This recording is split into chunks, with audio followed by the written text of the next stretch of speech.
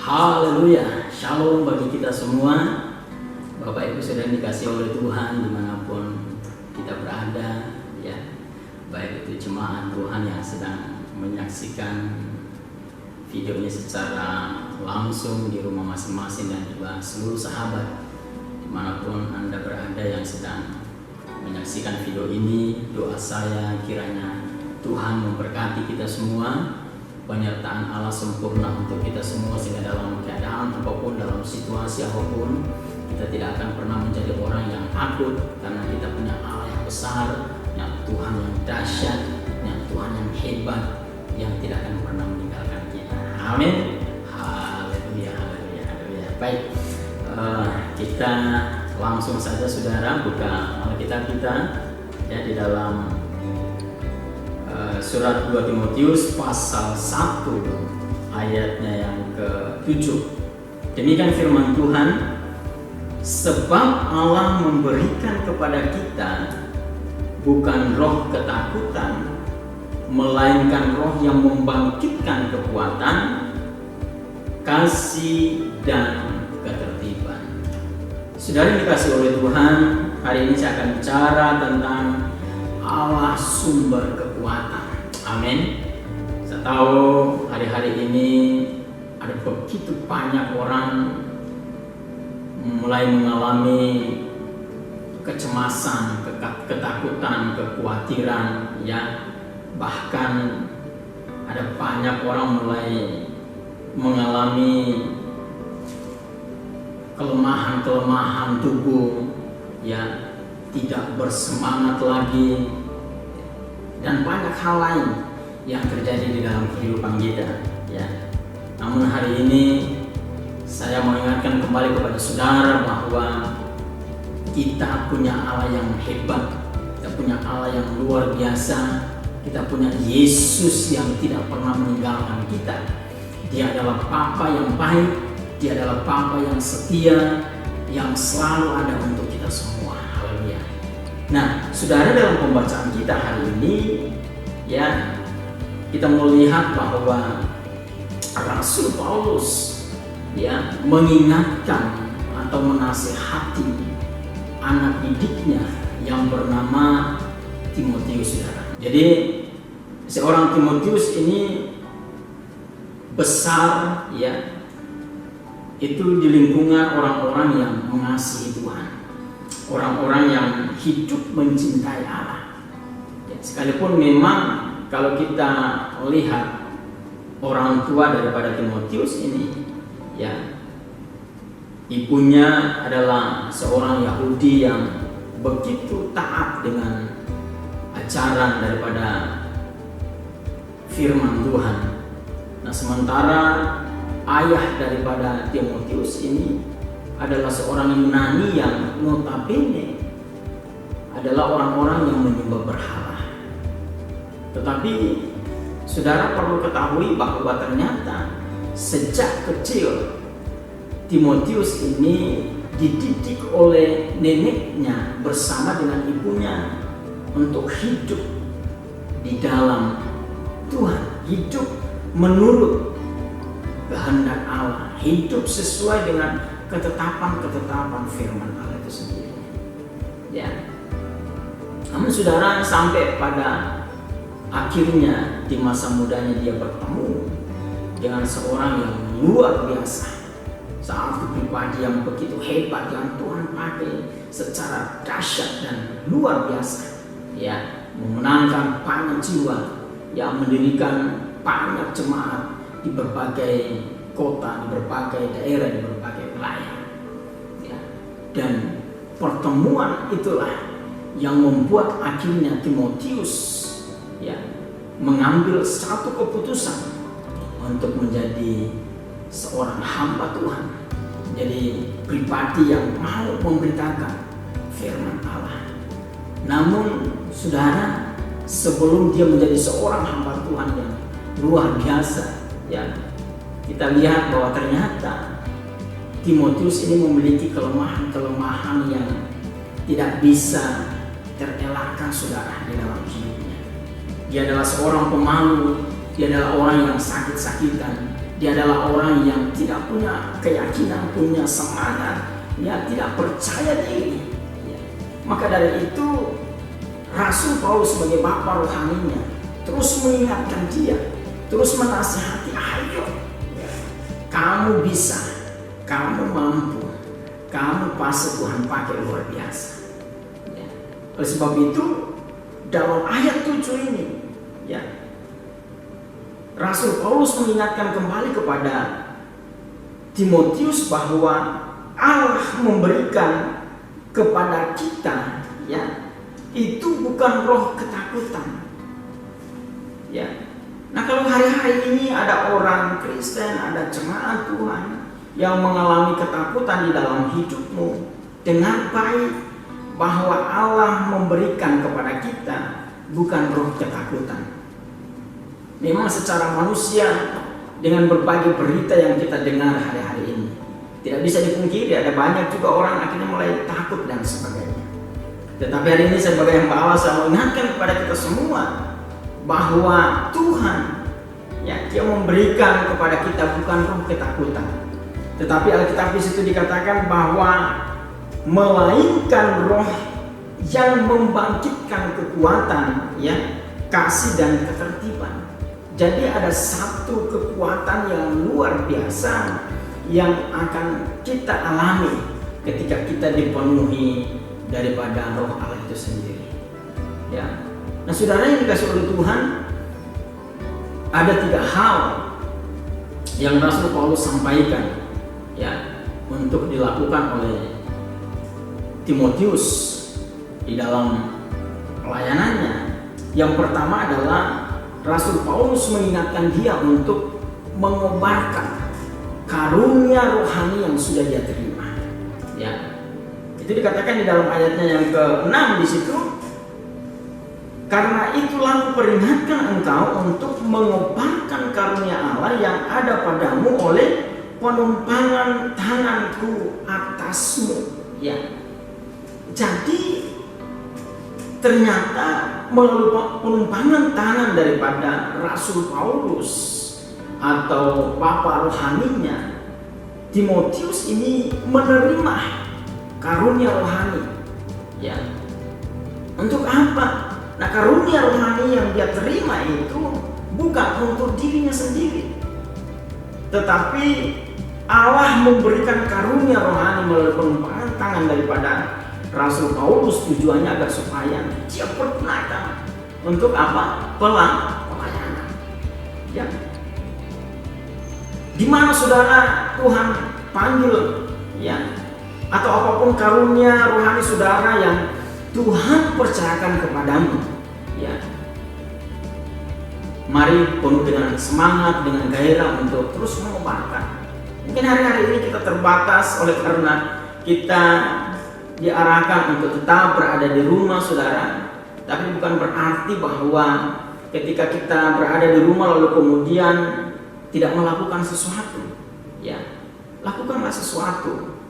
Entah itu berdoa untuk bangsa ini, berdoa untuk keluarga kita, berdoa untuk gereja, berdoa untuk pelayanan, ya, supaya dalam situasi-situasi demikian, ya, kita sebagai gereja Tuhan tetap memiliki satu keyakinan yang teguh bahwa Tuhan ada untuk kita semua, sehingga kita tidak menjadi orang-orang yang takut, kita tidak menjadi orang-orang yang lemah, kita tidak menjadi orang-orang yang panik dan sebagainya.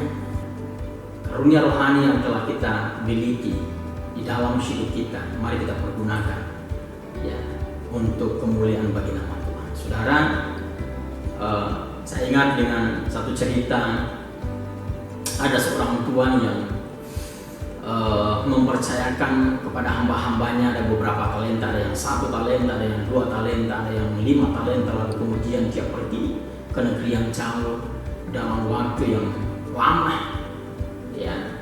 Lalu kemudian setelah dia bepergian, dia kembali menjumpai para hambanya yang dia percayakan beberapa talenta itu, saudara. Nah, yang 2 talenta dia mengerjakannya dengan tekun, dia mengerjakannya dengan setia, sampai akhirnya dia mendapatkan hasil yang sama. Nah demikian juga dengan yang 5 talenta, melakukan sama seperti yang diperintahkan oleh tuannya. Saudara, 2 hamba ini mendapatkan pujian yang luar biasa dari tuannya. Nah sementara yang 1 talenta, saudara, karena dia tahu tuannya adalah seorang yang kaya, tuannya adalah seorang yang punya segala-galanya, maka kemudian dia mengumpulkan 1 talenta itu ke dalam tanah, ya, dan dia tidak mengerjakan apa-apa. Sampai akhirnya tuannya datang, ya, talenta itu masih sama, ya, seperti yang diberikan oleh Tuhan. Lalu apa yang tuannya katakan? Kau adalah hamba yang jahat, hanyalah dari hadapan. Ya. Jadi sudah dikasih oleh Tuhan. Apa karunia rohani yang Tuhan percayakan kepadamu? Apa talenta yang Tuhan percayakan kepadamu? Apa bakat yang Tuhan percayakan kepadamu? Dengar baik, itu bukan untuk dirimu sendiri, tetapi itu untuk pelayanan. Ya, berbagilah kepada saudaramu, berbagilah kepada sahabatmu, ajarkanlah mereka apa yang kamu terima, apa yang kamu dapatkan dari Tuhan. Ya, maka dari itu segala karunia rohani yang kita punya juga harus kita pergunakan untuk pelayanan, untuk membangun jemaat Tuhan, untuk saling meneguhkan, saling menguatkan, saling mendorong agar supaya setiap orang yang bersama-sama dengan kita, mereka terus bertumbuh di dalam anugerah Tuhan. Amin. Itu yang pertama. Yang kedua adalah jangan malu bersaksi, saudara. Ya. Nah, ada banyak orang termasuk Timotius itu malu untuk bersaksi tentang apa yang telah dia alami bersama dengan Yesus. Kenapa, saudara? Karena ada begitu banyak konsekuensi yang akan dialami oleh setiap orang yang bersaksi tentang Tuhan. Tidak perlu, saudara, Yesus aja, ya, Yesus aja itu ditolak dari kampungnya sendiri. Yesus tidak diterima di kampungnya sendiri. Nah, apalagi saudara. Tetapi apakah karena dengan hal itu lalu kemudian kita menjadi orang yang tawar hati, menjadi orang yang takut untuk bersaksi tentang semua hal yang Tuhan perbuat dalam hidup kita? Ya, memang orang yang mau hidup di dalam firman, orang yang mau melakukan firman itu tidak enak, saudara. Tidak aman hidupnya. Ya, setiap waktu akan menghadapi banyak tantangan, ada banyak rintangan. Tapi percayalah, Allah menyertai kita. Amin. Ya, orang-orang demikian akan mendapatkan upah dari apa yang ia kerjakan. Oleh sebab itu, selagi masih ada kesempatan, ayo kita mau bersaksi. Kita mau ceritakan tentang segala perbuatan-perbuatan Tuhan yang ajaib, segala kebaikan-kebaikannya, segala hal-hal yang luar biasa yang kita alami dalam hidup ini.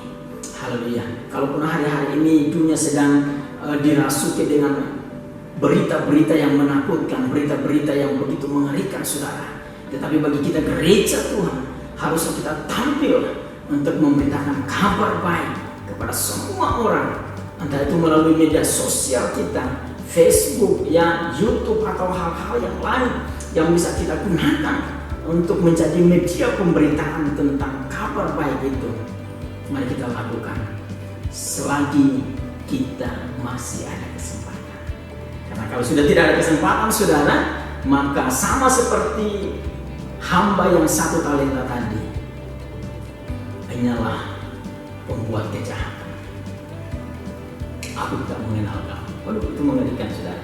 Ya, maka dari itu, ayo kita bangkit dari, waduh, saya kan nggak sekolah Alkitab, Pak. Saya kan tidak dididik di dunia teologi dan sebagainya. Itu tidak jadi alasan. Ya.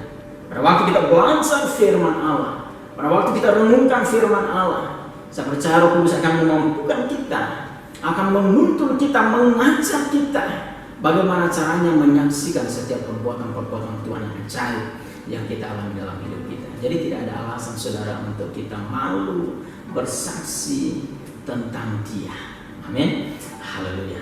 Itu yang kedua. Yang ketiga adalah memelihara harta yang indah. Nah, saudara, bicara harta yang indah, dikatakan di dalam ayatnya yang 13 dan 14 ya, itu bicara tentang ajaran ya. Ajaran yang diterima ya, ajaran yang kita dapatkan ya. Jadi saudara, kalau ajaran yang kita dengar hari-hari ini mulai keluar dari Alkitab ya, itu bukan ajaran yang murni, itu bukan ajaran yang sebenarnya, itu bukan ajaran Yesus Kristus Tuhan kita ya. Makanya perlu berhati-hati bagi saudara mendengarkan setiap ajaran, karena ada banyak ajaran-ajaran hari-hari ini menyesatkan banyak orang ya. Maka dari itu kita harus kembali kepada firman Allah ya. Apa yang dikatakan dalam firman Allah, maka itulah yang akan kita lakukan. Di luar daripada firman Allah, itu bukanlah ajaran yang benar. Itu ajaran yang menyesatkan dan membuat setiap orang bisa terpisah dari rencana Allah, dari anugerah Allah ya, dari semua hal-hal yang telah Allah perbuat untuk hidupnya ya. Maka dari itu kita memelihara ajaran itu, ajaran yang murni, ajaran yang sehat, ajaran yang membangun, ajaran yang menguatkan, ajaran yang memotivasi, ajaran yang menyadarkan kita untuk tetap hidup di dalam rencana Allah itu. Jadi saudara, jangan sampai kita memelihara ajaran-ajaran yang menyesatkan ya. Karena pada akhirnya itu akan menjadi tanggung jawab kita di hadapan Allah ya.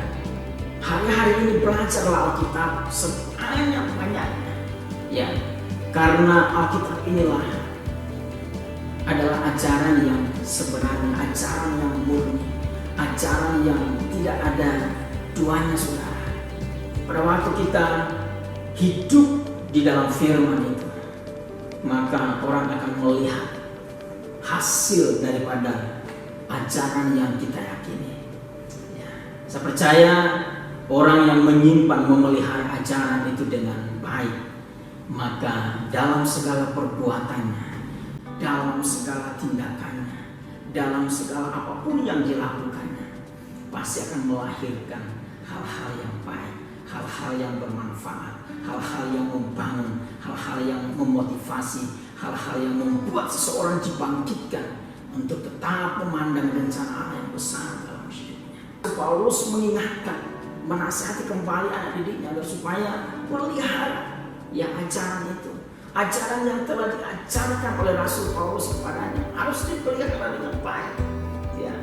Karena dengan demikian ya, hidup kita terselamatkan dan juga hidup orang lain juga yang mendengarkan ajaran yang kita sampaikan itu terselamatkan. Amin. Nah, saya berharap bahwa oleh firman Tuhan ini setiap kita boleh diberkati oleh Tuhan. Jadi ada 3 hal ya yang merupakan bagian yang sangat penting di dalam seluruh kehidupan kita, yaitu yang pertama adalah kita diingatkan kembali untuk menguatkan karunia rohani yang telah kita terima. Yang kedua adalah jangan malu bersaksi tentang segala apapun yang telah Tuhan perbuat dalam hidup kita.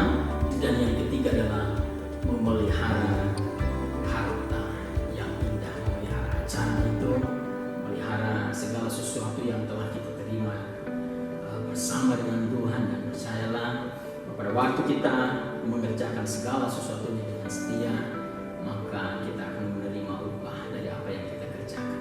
Puji Tuhan, Tuhan memberkati kita semua. Percaya bahwa baik jemaat Tuhan yang sedang berada di rumah